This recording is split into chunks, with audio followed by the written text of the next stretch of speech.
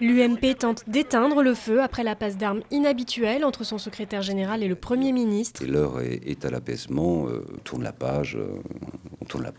Hier, Jean-François Copé avait accusé François Fillon de ne pas jouer collectif à propos du débat sur la laïcité.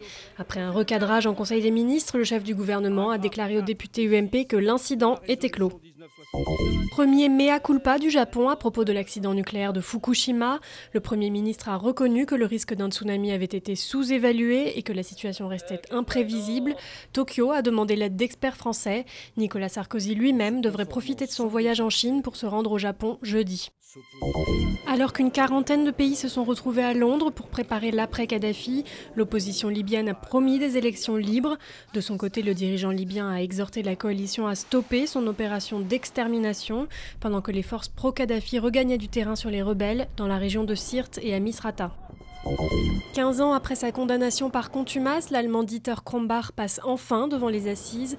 Accusé du meurtre de sa belle-fille Kalinka en 1982, ce médecin avait été blanchi par la justice allemande qui refusait de l'extrader. Mais le père de Kalinka n'a jamais renoncé. Il a même organisé son enlèvement pour le livrer à la France fin 2009.